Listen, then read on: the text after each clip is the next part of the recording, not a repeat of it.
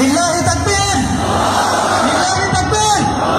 প্রধান আলোচকের আগমন, প্রধান আলোচকের আগমন, লিল্লাহি তাকবীর।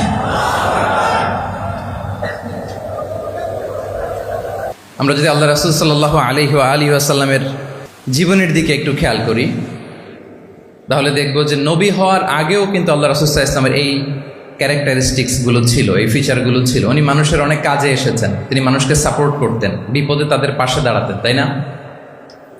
তিনি তো অফিসিয়ালি 40 বছর বয়সে নবী হলেন, যদিও আল্লাহর এলেমে তিনি অনেক আগে থেকেই নবী।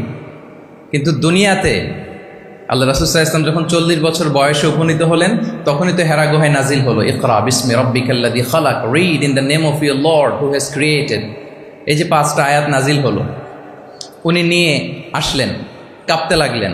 খাদিজা রাদিয়াল্লাহু তাআলা আনহার কাছে বললেন যে মনে হয় আমি মারা যাব, আমাকে কম্বল চাপা দাও, আমার ভয় লাগছে, আমি কাঁপছি। তখন খাদিজা রাদিয়াল্লাহু তাআলা আনহা ওনাকে আশ্বস্ত করলেন, ওয়াল্লাহি লা ইউখজিকাল্লাহু আবাদা, আপনি ভয় পাবেন না, আল্লাহ আপনাকে অপদস্থ করবেন না। ইন্নাকা লা তাসিলুর রাহিমা ওয়া তাসদুকুল হাদিসা, নিশ্চয় আপনি আত্মীয়তার সম্পর্ককে বজায় রাখেন, আপনি সবসময় সত্য কথা বলেন। ওয়া তাহমিলুল কাল্লা, আপনি মানুষের বোঝা বয়ে দেন। ওয়া তাকসিবুল মা'দুমা, যার উপার্জন করার কোনো সক্ষমতা নেই তার জন্য আপনি উপার্জন করেন, তাকে আপনি ফিনান্সিয়াল সাপোর্ট করেন। ওয়া তাকরিউদ দাইফা, আপনি মেহমানকে খাওয়ান। ওয়া তুঈনু আলা নাওয়াইবিল হক, সত্য যেখানে বিপন্ন সেখানে আপনি সত্যের বীর সেনানী হয়ে দাঁড়িয়ে যান। তো এই ফিচার যাদের মধ্যে থাকে, এমন ব্যক্তিত্বকে আল্লাহ তাআলা কখনোই অপমান করতে পারেন না। আপনি চিন্তিত হবেন না, ডোন্ট ওয়ারি অ্যাবাউট ইট, কোনো ভয় নাই, কোনো চিন্তা নাই, আপনি আশ্বস্ত হন। তাহলে দেখেন, এই যে 6টা গুণের কথা খাদিজা রাদিয়াল্লাহু তাআলা আনহা বললেন, এগুলো কিন্তু রাসূল সাল্লাল্লাহু আলাইহি ওয়াসাল্লাম নবী হওয়ার আগের গুণ। অর্থাৎ 40 বছর বয়সে তিনি উপনীত হওয়ার আগেই ওনার এই অভ্যেস ছিল যে উনি অন্যের বোঝা বইয়ে দিতে হেল্প করতেন, মানুষকে সাপোর্ট করতেন।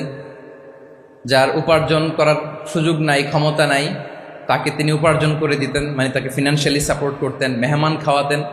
তার মানে নবী হওয়ার আগেই উনি জনকল্যাণমূলক কাজে নিজেকে সম্পৃক্ত রেখেছেন।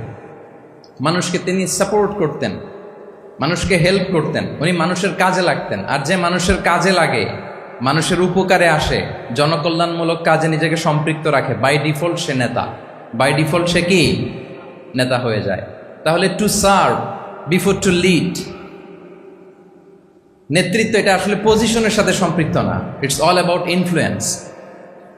আপনার বাবা নেতা ছিল, আপনি ছেলে, তো আপনি নেতা, এটাকে নেতৃত্ব বলে না। আপনি যদি মানুষকে প্রভাবিত করবার ক্ষমতা হাসিল করেন, মানুষের কাজে আসেন, আপনাকে যদি সমাজে কাজে লাগে, আপনি মানুষকে সাপোর্ট করেন, তখন আপনি নেতা হয়ে ওঠেন। তাহলে রাসূল সাল্লাল্লাহু আলাইহি ওয়াসাল্লামের লিডারশিপটা যদি বুঝতে হয়, প্রথম কথা হচ্ছে ওনার লিডারশিপের প্যাটার্নটা ছিল সার্ভেন্ট লিডারশিপ, মানে সার্ভিস দেওয়ার মধ্য দিয়ে উনি নেতা বনে গেছেন। নবী হওয়ার আগেই ওনার মধ্যে এই ট্রেড ছিল, উনি মানুষকে সার্ভিস দিতেন। আরবিতেও একটা কথা আছে, সাইয়্যিদুল কওমি খাদিমুহুম, মানে যিনি সমাজের নেতা তিনি হবে সমাজের সবচেয়ে বড় খাদেম। যিনি নেতা হবেন তিনি সমাজের সবচেয়ে বড় কি হবেন? খাদেম হবেন। তাহলে রাসূলুল্লাহ সাল্লাল্লাহু আলাইহি ওয়া আলিহি ওয়াসাল্লামের লিডারশিপটা ছিল সার্ভেন্ট লিডারশিপ।